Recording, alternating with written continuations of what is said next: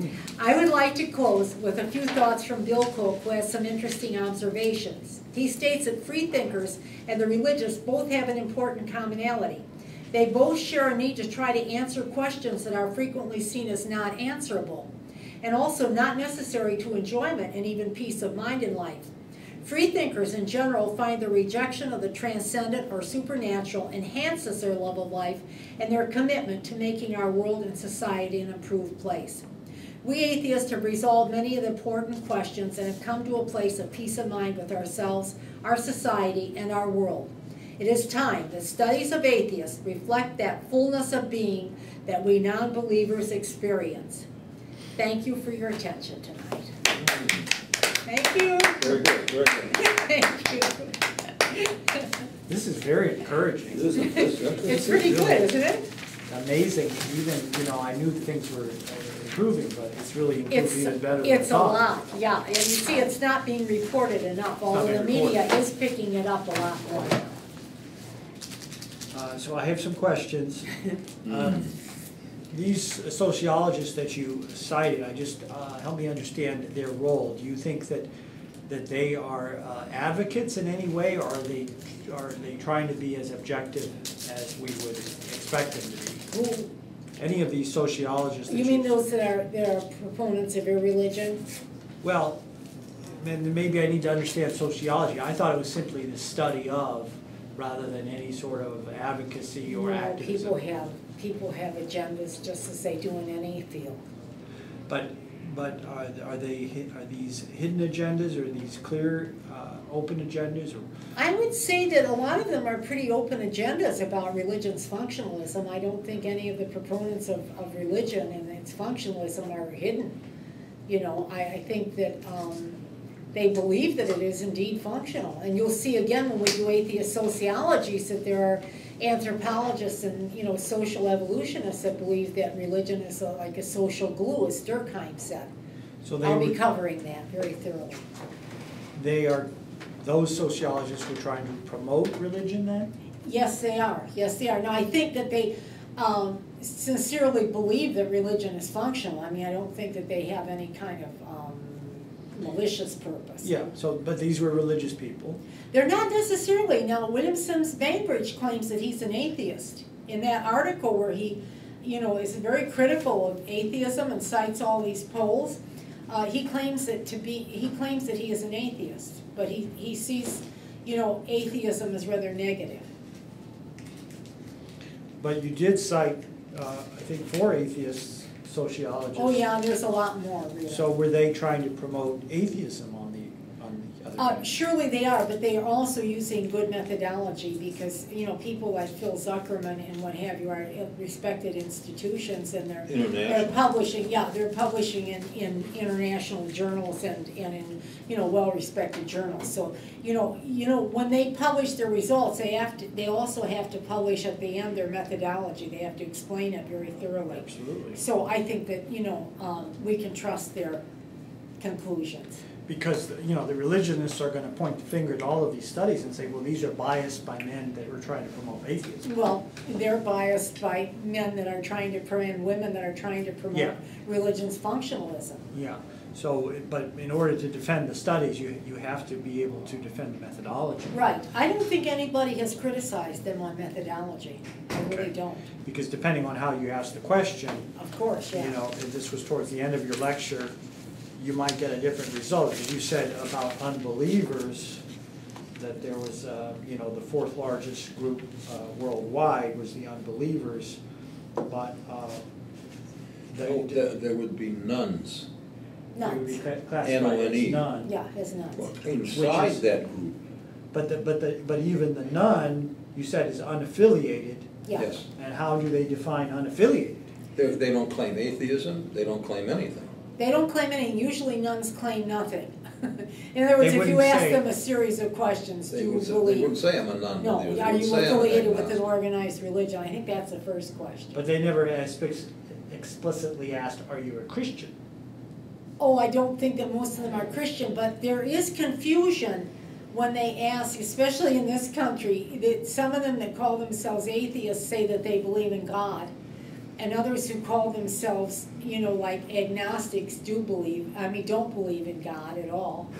And it gets very confusing. Yeah. And Because some that call themselves deists, are atheists actually. Some people don't seem to really know the definitions very well. Right, and so if the pollster just assumes that they're talking about the same thing, they may get bad data. Right. And I think that we have to be careful, even if the study is in our favor, Yeah. to make sure, is Yeah. this a valid study? Yeah. Because it hurts the credibility for atheists to say, you see how many non-believers there are. Well, that's a problem that a lot of atheists, unfortunately, or some atheists, I shouldn't say a lot, are claiming that all these nuns, they make a careful. claim that all these nuns are atheists and agnostics, They're not. and that is not necessarily the case. Yeah. By none, But they the- mean none, But what is, absolutely none. They're not They might be affiliated. believers, though.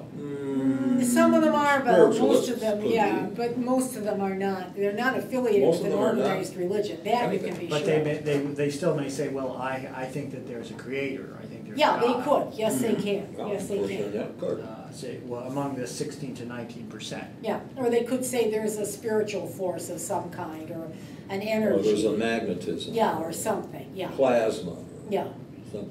Yeah, yeah, absolutely. yeah, believe me, I've dated some of those. See, no.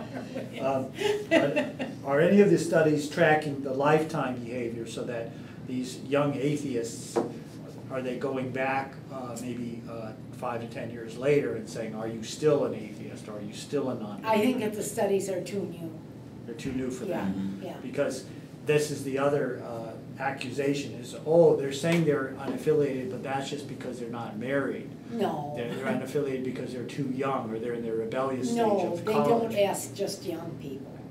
But don't you see, we can't just do a snapshot in time. We also, in order to really determine the true trend, you have to ask the same person Track over them for time. long term. Well, see, See. this is why we need, We need more controlled sociologists studies, and we yeah. need studies. And you see, there's a problem with funding when it's seen as a non-popular topic, or, Who is funding these studies then? Actually, that's a good question. I don't know, but obviously they are getting some funding. That's been part of the problem, that, the less popular the topic, the less funding it gets. But is it universities generally, or is it private foundations? Both.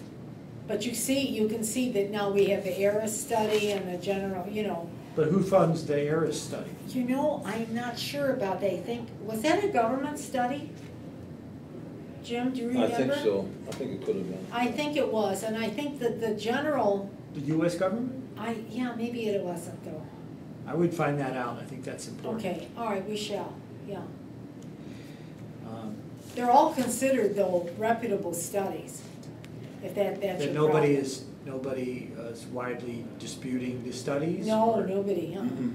No. Because you would think that this is making the No. churches look very bad. No, that's why I didn't report a lot of the ERIS, and Jim, I think, did more on Atheist Demographics, but I didn't report a lot of the ERIS, because it's been widely reported in the American press. And it has been, it has shown the rise of secularism and the negative feelings what of was- some people, yeah. Well, what was the reaction then from the Christian church? I don't know, they haven't been, I just see, sometimes I see things from the ERIS on the news. They Yeah. just kind of scatter it, and I don't hear the Christians saying too much. You would think that they would be very worried about this. The Jews have for many years complained about the intermarriage rate Sure, and the declining population. but now, of course, they have an expanding from the Orthodox, don't they, or or Yes, but that's not going to make up for Ah. it because the absolute numbers are small among the Oh. Orthodox. Okay. So the Jews declined at least 5%, 1990 lot. to 2000. And the data was so bad between 2000 and 2010 is that they didn't even want to publish it. Wow, They thought that it was in error. I doubt it. Wow, interesting. But what about, is there any studies that ask people of their perception of the decline or rise of religious belief? That's interesting, I They don't ask- think so. See, because I Haven't think seen the it. perception might be very different. The perception might be actually that it's on the rise, since there's so much in the news Mhm. about controversy about religion and whatnot. There is one report in Mary's talk here of the faith, the trust in religion declined from. Yeah, it's like What only does that mean? 97 to 44% now. 207 What to does that mean, 209. trust? I think that they don't put much trust in, you know, religious ideas or in organized religion. Maybe they don't even trust the churches that much anymore. It's very interesting. Yeah. It's good. Peter Berger, was he influenced by people like Madalyn Murray O'Hair and the atheism of the 60s? It's possible, but I think he was kind of independent on his own, or maybe he was influenced by the general trend, which was rather secular at the time. These things kind of come and go in waves. Yeah. But right now, he's kind of almost like slightly a proponent of religion. He's still working? Yeah. He was at the time I was researching, yeah. Wow. Yeah, and he wasn't that old when he did the original study, and he's really retreated from that position, but, you know, I think indeed he was right. It just wasn't, you know, it wasn't as quick as he thought it would happen. But, so would you describe him as an activist, or was he No. more of a researcher? No, I think he was more of a researcher. So he himself wasn't trying to accelerate the process, but he thought that it was... I think maybe at that time he might have been trying to, you know, somewhat, but I think he also saw it that way. There's another question that it's not really directly related to this lecture, but you had touched on the evolution in the first part of the lecture, the progress of civilization between the theosophical and then the pseudoscience. Yeah, that was Auguste Comte's. Comte, it's a very good theory. Yeah. But so of course, it's not really correct, you know. I mean, it didn't really, you know, it doesn't really work that way, you know. in what way? It seems to be. I mean, he saw, well, his ideas were too well defined. I mean, society doesn't quite progress that way. And there wasn't a universal principle of society. So those ideas have been, you know, put aside, but they're interesting. It was the beginning of you know, secular thinking. But certainly in the gross way, it is true. Yeah, it is, in a gross way, though. The animism, polytheism, Yeah. you know, is gone virtually, right? And we're in the state of monotheism now. But Right. the Jews claim that they were the first to have ethical monotheism, and that before that there was no ethics, no true ethics in religion, a religious belief. Is that true? Or Well, I is there think the ethics? kind of ethics that they practice. Like thou shalt not kill, I think that was in a lot of societies. I'm even not before sure. Judaism. I believe so. I'm Yeah. not, you know, totally sure, Norm, but I would like to know that. I kind of think, Oh, I think you would find, yes, there was in other societies. We need a reference in other religions or in other, yeah, in other religions. even the polytheists. Yeah, I'm sure of it. Now, you know, the Greeks used the Iliad and the Odyssey for years as their models of morality, and it wasn't, you know, by our standards, they weren't very moral. I mean, you know, so, but they also had a lot of, you know, philosophy kicking around, you know, about, you know, not doing harm, and so these ideas about do unto others, or it was a negative sometimes, do not do unto others as you would not have done unto you. That's throughout a lot of societies. But the Jews may have been the first ones to formulate, you know, definite ethics that way. They might be. Well, this is why I need to know. I mean, That would be whether interesting. it was present in the belief system prior to Judaism. Okay. It's Max. How do you pronounce his last name? Weber? I have trouble. Weber. Weber. W-E-B-E-R. W-E-B-E-R. W. Weber, yeah. Okay. But it's pronounced with a V. Weber. Yeah. Weber. Yeah. Is that German? Yeah, Okay. And he definitely was an atheist. more or less. But we don't know. No, we pretty much know that he was an atheist, yeah. Okay. You didn't talk about the rise of Christian evangelism, you know, beginning in the late 19th century, going forward in the United States. So no, I mean. it's been studied though, right? Yeah, it has. It's been studied, you know, quite a bit, but I thought that this time we would focus on the sociology of irreligion. Okay. Yeah, because when I started researching, I realized, you know, how poorly it had been served until recently. Okay. Well, that's irreligion. just another area that I think is Yeah, it important to would be understand. interesting, yeah. Because, because you mentioned the colonials, there was nothing like evangelism, in the colonial period. or No, the Civil no, War and period. actually, a lot of So- people were not very religious, apparently. It depended on what colony they were in, but they're out in the West, I think that when I read atheist history in America, it was pretty clear that there was a lot of indifference to religion. Have you looked closer at some of the history of atheism in the UK? The No. National Secular Society, I had sent you a link from them actually, Okay, circumcision issue, but Right, they have a longer history yeah, of atheism, yeah, known history of organizations, formal organizations that were pushing secularism I think you're right, and yeah, free thought. yeah. Okay. Be just another good area to learn about. So would you say, though, that the polls that you cited, in general, do you think that they're biased, or the error that must be present in any poll, would that error favor less religious belief or more religious belief than what's actually reported?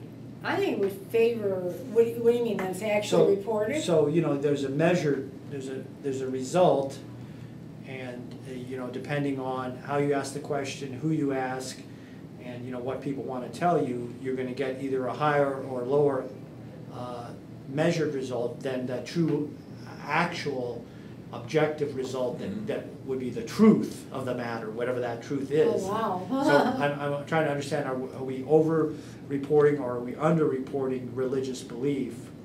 Oh, I think we over-reported. We're actually I think we definitely over-reporting. reported. Okay. Yeah, because the media loves to Yeah. jump on that. I'm amazed lately that they are reporting things about religious,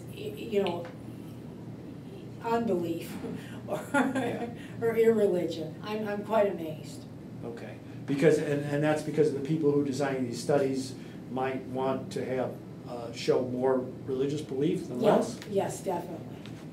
Okay. That's, yeah, because no study is accurate. The people who create the studies want you to believe that they're accurate. You're right. As accurate as can be, but that's not really the case. So in Europe, with the rise of secularism, it's so high, in many European countries, is there anything like a atheist community center or an atheist gathering place for people? Is there any kind of concept like that? Not that I know of. So these atheists who maybe used to go to church now, they don't belong to any. Well, they sort of belong to substitute. organizations. I know that there's a big, secular organization in Italy. I definitely know, and they get out and usually, have a demonstration once or twice a year. So there must be in other countries. But it's not a church substitute. There's no other thing that they do on Sunday. I doubt No, I don't it. think so. But they might, as atheists do in this country, depending on where they're located, they might do certain things on a Sunday. They go to the steakhouse and eat peanuts. Yeah, exactly, yeah. Because, that would It's serve better as a than model. nothing, Yeah, but I think what you're Like saying, a community center. there's no community center for atheists. Not that I know of. Not They may that I have know of. demonstrations, but that's just part of the political. Right, and they may have social you- gatherings, but I don't, Social I know what you mean, like a community There's center. no educational center or community center. Oh, I or- doubt that very much. Okay, see, Yeah. this No, tells we're me that not it would never- organized yet. It wouldn't work here either. If it's not happening already in Europe, it's not gonna happen here. We'd have to research it, but I don't think so. I would think that it would have been reported here by now if that were Okay. happening there. If it and- is, it would be very isolated. And then I'm interested in maybe some predictions. Are any of these researchers making predictions about the disappearance of some of the religious sects in the United States based on the numbers that they're reporting? What's going to happen in 20 years? Well, 40 unfortunately, years? it looks like the liberal religions are going quicker than the more. The religions who would be most active in working with secular people in separation of church and state issues are diminishing. Are declining. The Episcopalians, Those congregations are Episcopal. diminishing. the Methodists, the Even the Methodists. Presbyterians. Yeah, I think, here I have the when I read the Dalvet. Yeah, everybody that's tried, Methodist, Lutheran, Presbyterian, and the Episcopalians. Are declining? Yeah, everybody, that at least the branches, because I think some of them have different branches. The branches that have tried to imitate the liberalism of the Episcopalians have suffered the same fate as the Episcopalians. Because well, what reason is offered then for that decline? Well, obviously, if the evangelicals had gone up a little bit and the others had declined, I would say that people like a more traditional type of religion, or more, definitive answers. But then Dalvet is right. He says that those evangelical things that have gone up, or the conservative things, have been, yes, politically conservative, but they've been, he considers them very theologically weak. In fact, his book, cites what he thinks might be a genuine type of Christianity, I'm not interested in that, but I am interested. He is right. They preach a thing of health and wealth. But the and that doesn't seem to be any long-term, a religious kind of motivation. As soon as you find out you're going to get sick and not rich, I would think there'd be a little bit of a decline. But these Episcopals that are leaving, they're not going to the Pentecosts, right? No, they're not, because they're, they're too rational. They're going to the nuns. Yeah. Yeah. Yeah. So where are the evangelicals? Are they still growing, or are they? I understand that the megachurches, with the recession, most of them have stopped growing. I think there's a few. But a lot of the megachurches have stopped growing the way they were. So I don't know what will happen. They're not in that. Yeah. Now we'll have to see what happens. It'll kind of depend, I think, on whatever president we get in too. That should be interesting.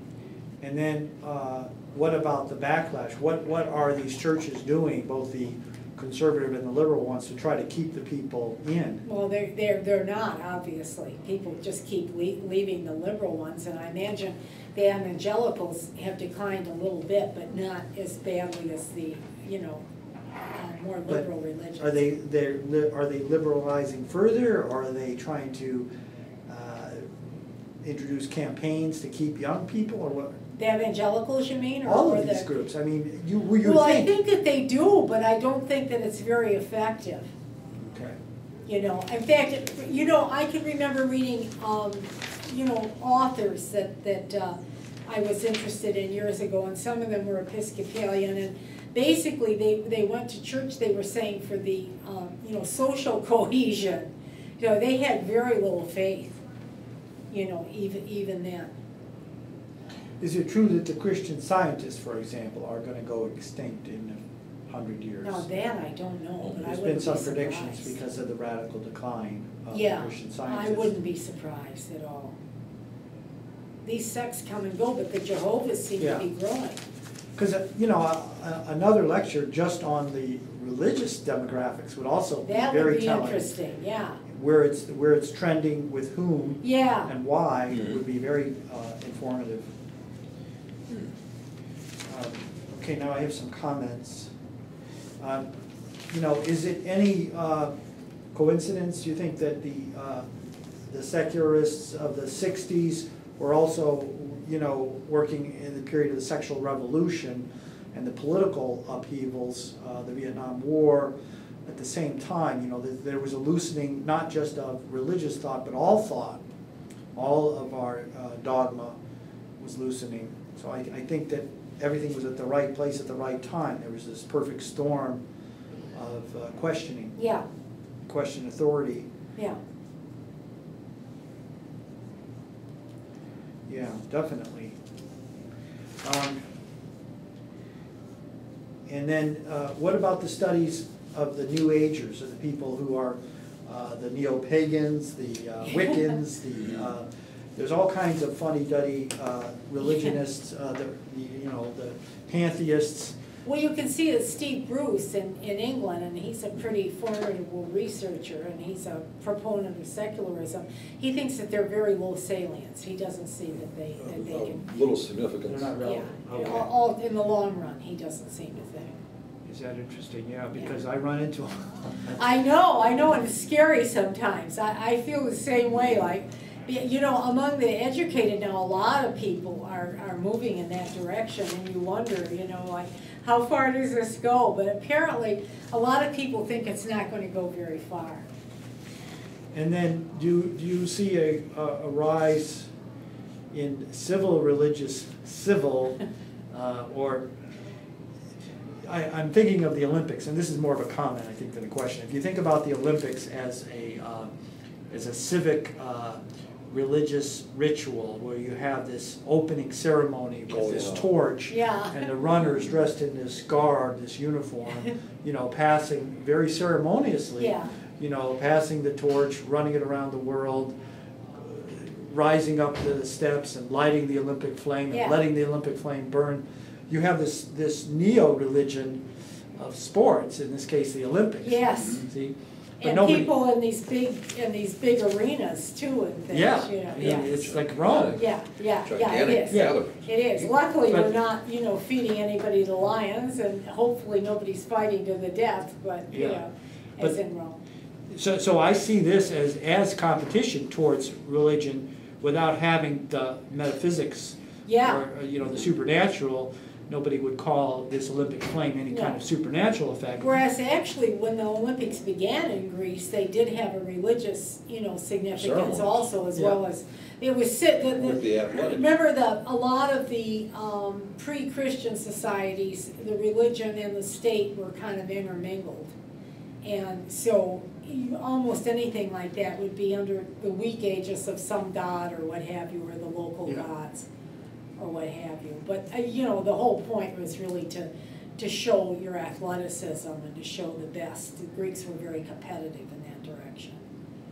So that's why I see the Olympics as this is the future of religion, is that you stripped all the supernatural elements. You've left some of the ceremony, the pomp and circumstances, but that nobody actually believes that some supernatural thing is going on. Well, yeah, I mean, I noticed that the royal wedding in England was just filled with, you know, theistic type things, and then the what was it, the archbishop or whoever came out at the end and gave some weak sermon about the decline of morals and, you know, belief and how, and it sounded, you know, very lame. And I think everybody was very politely going through all, like we said earlier in the talk, trappings of religion. But did many people really believe it? I doubt it very much. But what they do believe in are demonstrated by the crowds in the pre-program, where the participants, the main participants, are moving down the street toward the wherever it's going to be. They were very excited. And the crowds are there participating, cheering, yelling. That's almost like a religious fervor.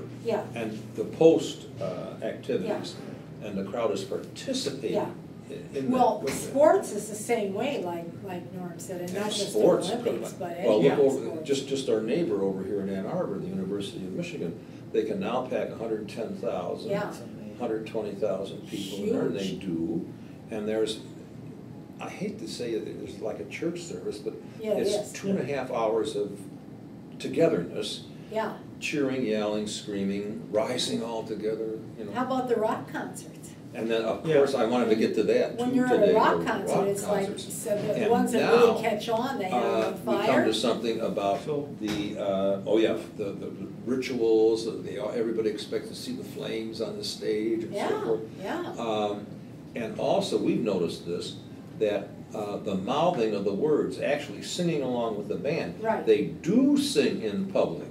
He's a little bit off on that. Actually, that's a good point. I didn't think about that, Chavez. Maybe he doesn't go to those. Chavez is off on that. He's right, they do sing together. Everybody in that audience is going, whatever, yabba dabba, wah, wah, wah. You can see it. You Yeah, they know, they're mouthing You the can see the exact words, words of you the can see the singers, lips, yeah. you So, know. yeah, that is And good. And They the are young singing. girls are singing. They are The singing. lighters, Yeah. they light the lighters. Yeah, they yeah, light the lighters. yeah, it's So kind what do we And call all this? those arms going in the same way. There's kind of, The body's I don't know, moving, it's- the lips moving. Our How many substitution of hours do you have? religion. Those Maybe darn it's just things are the about 4 hours long. A lot of people think that that's really how religion started in a way where you had, again, this social glue, this cohesion.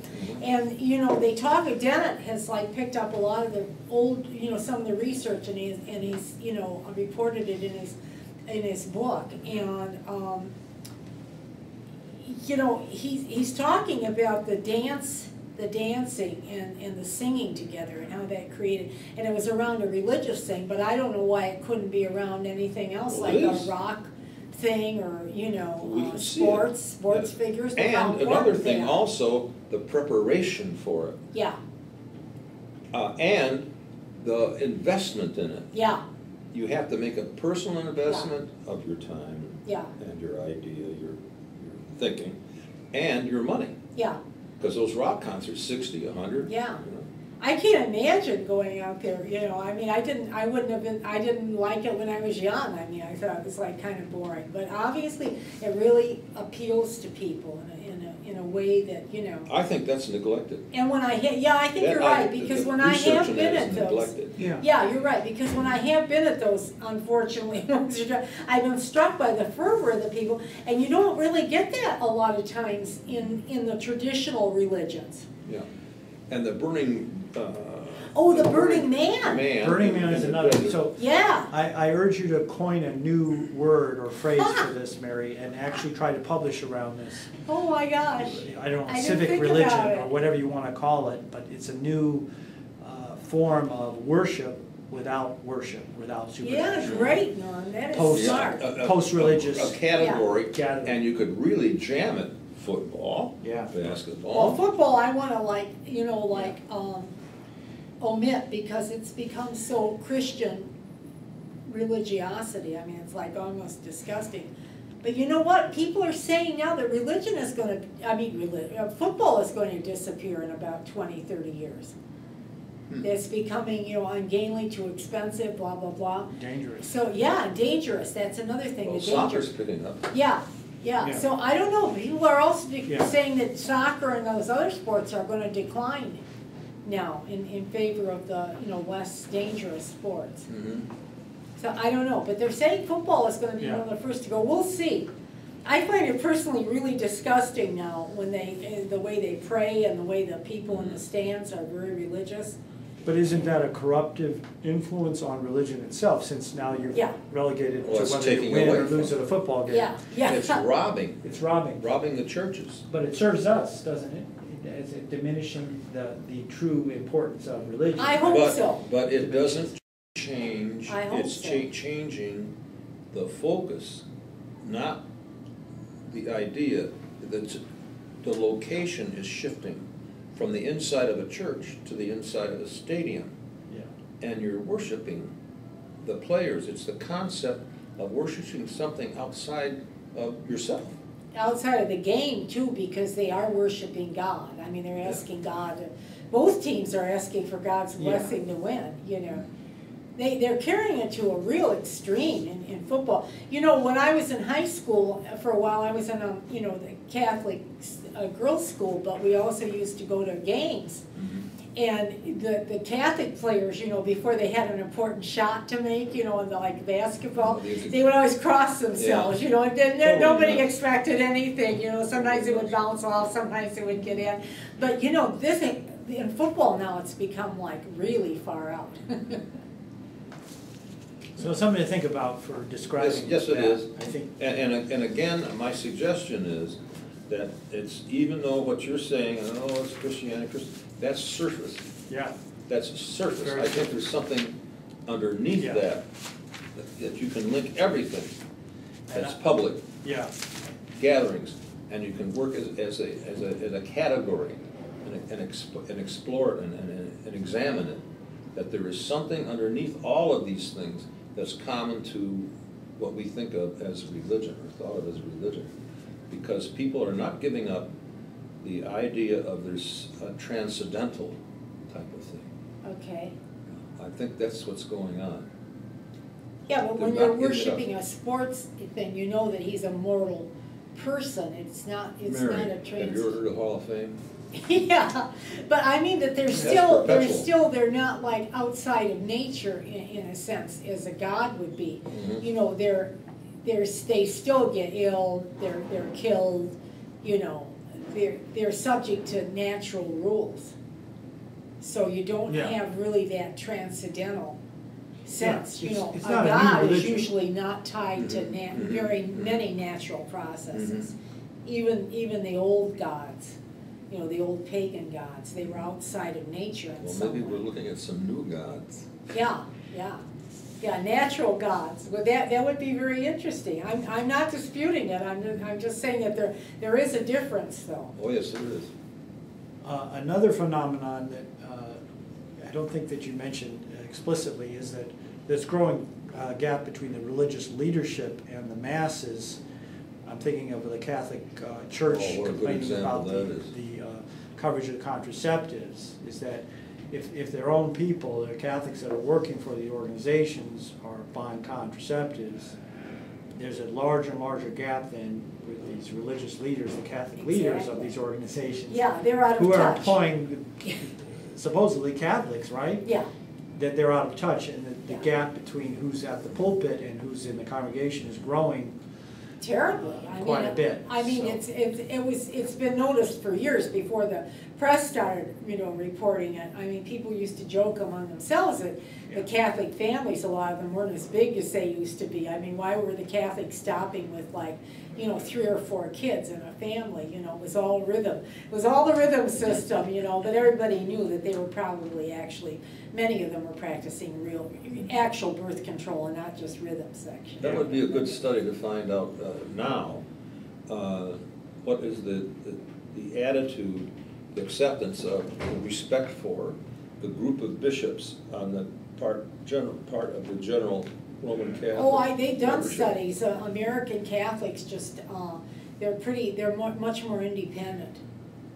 And, you know, they admit to practicing birth control. I understand that, but I meant the bishops, the new bishops, this new Congress of bishops that we have, Oh. that is raising all kinds of hell and interfering in politics. I don't think people like them very much. Be interesting. When their own I members are- taught the course on atheism in Ann Arbor, one of the ladies that was there was a Catholic, and she was like, I think, considering leaving the church.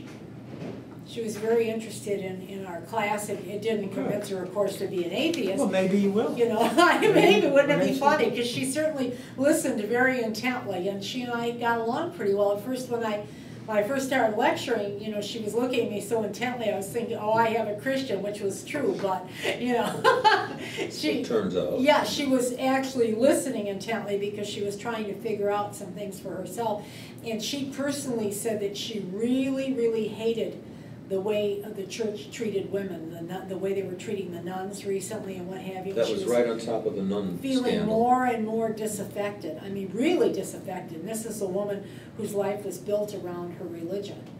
And she Yeah. was going through a lot of emotional turmoil. It was really sad. And you mentioned that the more people know atheism, the better the opinion of atheists. Exactly. Yeah, The because more atheists they they know. find out we don't have horns Right. and, you know, we're going to work, you know, we're raising families or whatever we're doing. You know, we're like paying taxes, you know. Which is so important to be open about atheists. Yeah. To tell people you're an atheist and to not say, well, I just am a non-believer. I think you're right. But to say I'm an atheist Yeah. means to give them an example of an atheist. Of a good person, yeah. Yes, so I think that that's important, and we're self-censoring ourselves by trying to hide behind other names and words. You have a point, you know, but it is not always easy, because sometimes I kind of, you know, if I don't know the people very well, I shy away from it, mainly because I don't want to have a discussion at my age.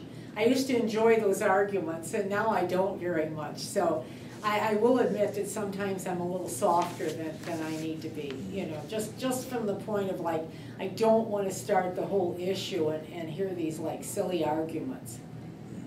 you know, or how can you live without God, you know, or what have you, or how can you have morals, you know. There's another important statistics that I learned about Germany is in Germany, according to a 2005 study, there's 45% atheists in Germany. I'm not surprised. 45%. I didn't read all the stats. I had a, well. Here it is, it's page number 30. Oh, okay. A brief look at atheist statistics from the Yeah. highest scoring countries. What do you have from Germany? Country, this is a 41. range of percentages for non-believers in God. Yeah, I use the average. Germany, take a look at Germany is 41, to 49%. 49, so I use the average of 45. Yeah. And it turns out, this is very telling, guess what the percentage of people in Germany who have been polled just last month agree that circumcision should be banned? Guess The what same percentage? number? 45%. Hey. Isn't that amazing? That is So very you can good. assume that those are the atheists, Yeah. right? Or Who some of them understand. anyway, yeah. Whereas the religionists, even the Christians, there's still, you know, a large percentage of Christians are the ones saying, no, don't ban religion, Yeah. don't ban circumcision. This is a long list of Sweden is, countries, and the average, you know, it's running at 43 to 80, 37 to 72, 64, 65, and it just goes Sweden, Denmark, Norway, Japan, Czech Republic, Finland, France, South Korea, Germany, Netherlands, Britain. These are all in that range. Belgium, Canada, 19 to 30, Switzerland, 17 to 27, Australia, 24 to 25, United States, 3 to 9. So these are it's non-believers. And all of those Non-believers, countries are, Total i.e. non-believers. atheists. Yes. Yeah. are So is Yeah. there, highly industrialized, highly civilized. so what's the data on agnostics? Or is it just not asked? Do they just not ask that question?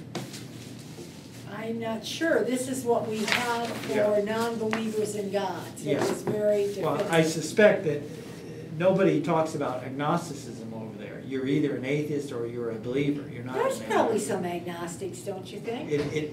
Well, when you have such a high percentage of atheists, why would you have to tell somebody you're an agnostic? Well, maybe because they think. Well, there's that always a few people who are going to say I'm There's an always a agnostic. few people that aren't too sure, I mean, you know, about.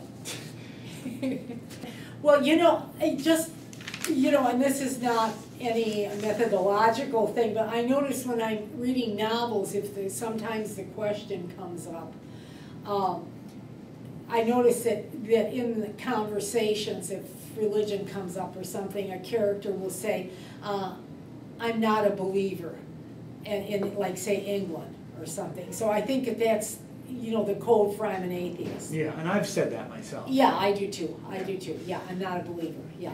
So I think, but, you know, I notice that, you know, in those novels now, you know, like, people don't respond to it like, oh, how can you live without God, or something like you might get in the United States, which is just so irritating.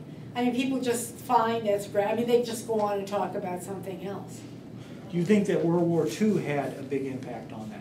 Gee, you know, I'm not sure, perhaps, that's a good point.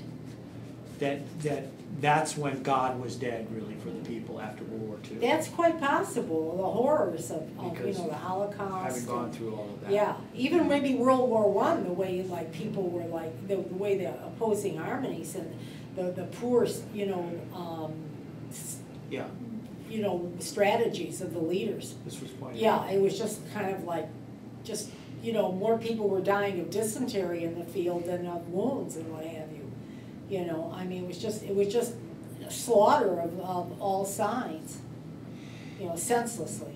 Did you get any sense, though, that in these studies, whoever was doing it, that there was some bias in favor of trying to find an atheist, a positive result in our favor? Sure, possibly, but you know, since we've had the religious finding bias in their favor all the time, I think you can like balance it all out. But that's not good science, right? I mean, that's not good social science. Well, I think though that, you know, I think that very few people start out with any kind of real unbiased look at things. Yeah. I think that there is some bias. Now, when we get to atheist anthropologies, there's a group of people, one of the lead people is, I can't remember his first name, Noran Zion. And they're doing some interesting studies of, you know, and I think that those are a little less unbiased. They're not always in the favor of atheists. I think that they're the group that found out that the religious contribute more to charity, you know. But they also have found some very interesting things that are, you know, like not in religion's favor. So I think that that group, and we'll be talking about them. That's an interesting group. I didn't mention them tonight because they're almost in the anthropological, psychological. Okay. Because I want to quote credible studies. I don't want to quote studies just because they're in our favor. They have to actually. I think that most of these are credible studies. I mean, first of all, I mean, you know, there's been such an emphasis on studies that favor the religious that when people undertake these other studies, they probably aren't funded as well. And it's probably a little harder to get published. You know, I mean, that's part of the thrust of what happens when there's a predominant paradigm. Let's say that religion is functional. Then you have that's where the research money goes. That's where the research money goes, and that's what that gets published. That's what the journals take. Is the positive yeah, results. so our people have really been pushing against, you know, a mighty force in a way. So I think we can trust it. Yeah, I really do. I think that I would think that their methodology would be more scrutinized. Okay, and that they would have less money. This is what I think. So I think that there would be a lot more scrutiny than there are of these functionalists. Another important trend during this period was the rise of the internet. Yes. So I think that we could give credit to the internet as well, Yes. to the World Wide Web. Good point. In spreading the knowledge that is important, Yeah. you know, to atheism, and that's part of your efforts with Atheist Scholar as well, spreading Yes. that knowledge. Yes. So that if somebody does have doubts, they can do the research independently of anybody else watching them in the library, in the bookstore. They can do it on the web. Yeah. And come to their own conclusions there.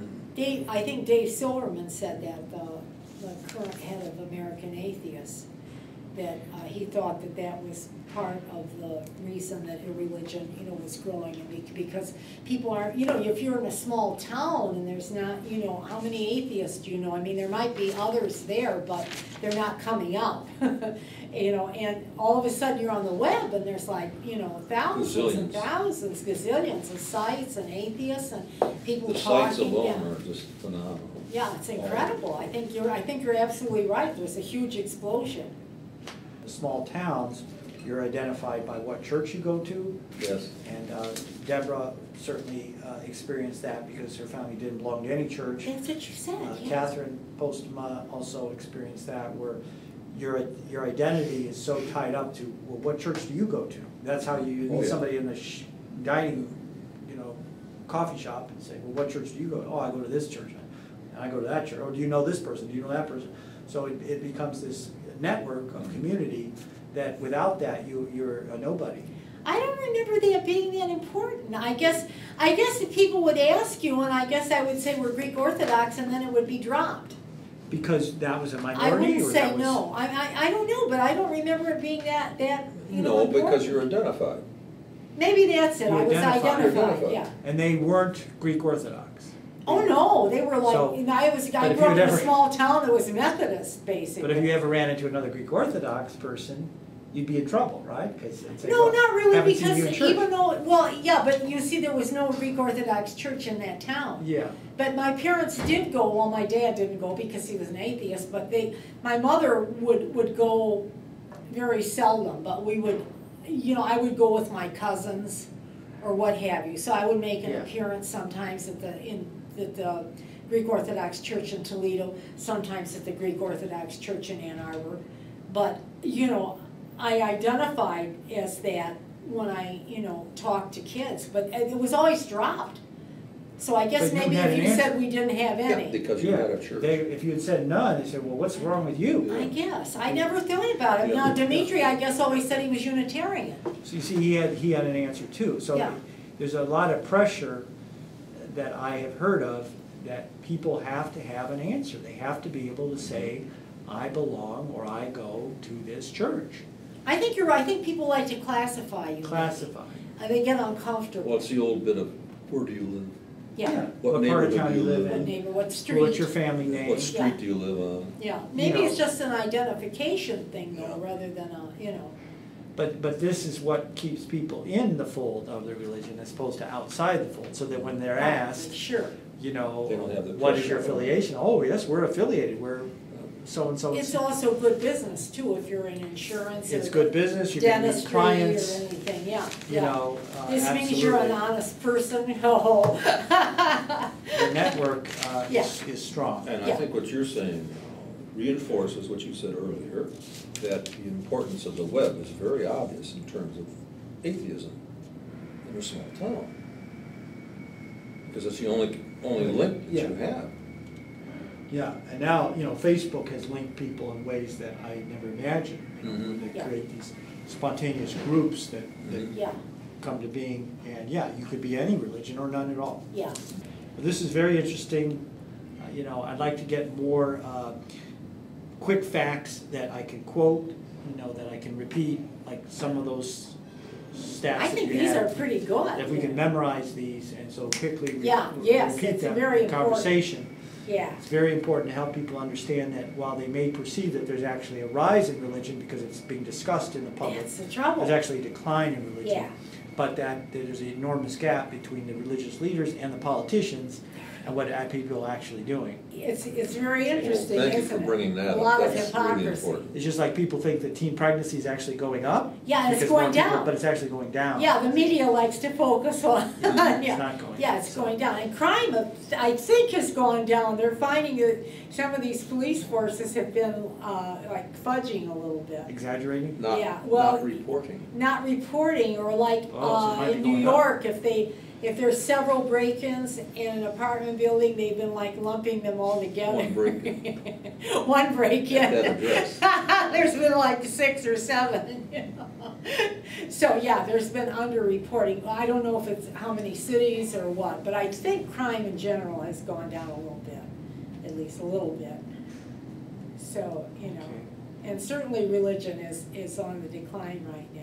It's permanent decline, yes. I It think appears. so, yeah, it appears to be, That's yeah. good news. I think So- people are getting tired of it. You know, think about what else we can do to organize Undermine atheists. it? Both to I'm worried undermine, about things educate. like the drought that is going on right now in the United States. The what? Drought. Drought, yeah. The drought. And it's going to affect the prices of the groceries. It's going to affect a lot of things. And I'm wondering if we start going into a period of natural disasters, if people aren't going to become more insecure That's. and start slipping back. That's Say, when maybe people- I better start going to church and maybe God's after me Yeah, because, you know, I haven't been paying attention to God. If I do this, I go to church, maybe it'll ring. Or maybe Yeah. the jobs will come back. Well, Or- I didn't, well, who was the governor of Texas? He was. Perry. Perry. Didn't he have several Yeah. prayer Where rallies they for the pray drought? rain. It Yeah. hasn't done any good. Now, Governor, here's the drought. But who It's did we worse. listen to? I can't remember that they said, you know, eventually it'll rain. You know, So so the your prayers prayers are worked, answered. you know, you just prayed long enough and Yeah. you had to pray hard enough. I mean, eventually it is going to rain. I mean, so, you know, they can say, look, you know, we did it, you know, that's the problem with that. Yeah, but it seems that when people are confronted with a series of natural disasters that are Yeah. easily explained, Yeah, they don't accept the scientific, easy explanation. no. They think there's evil afoot. Yeah, but you know, science is dispelling that. You know, more and more, even in the press, it's being reported that these are natural phenomena. Yeah, I'm researching Excuse for me. much more in the fall, but one of my topics will be the rise and fall of the devil. And some of that was natural phenomena with the idea of science, and people realized, you know, that you know, the devil wasn't, you know, creating this, or God wasn't punishing people. Yeah, Very good. that was interesting. That's gonna be Yeah, very interesting. yeah. Actually, the history of the devil is more the history of religion in a way, as I found out. I'm glad Yeah. you did that topic. I think Oh, that's it's very good. fascinating. I learned so much about, you know, what was going on in Europe at that time with Lutheranism and Protestantism and Catholicism. I guess I knew about it, but I didn't understand it from that perspective, how it was like, you know, creating this like anxiety in people. Okay, well, I think we should pack up.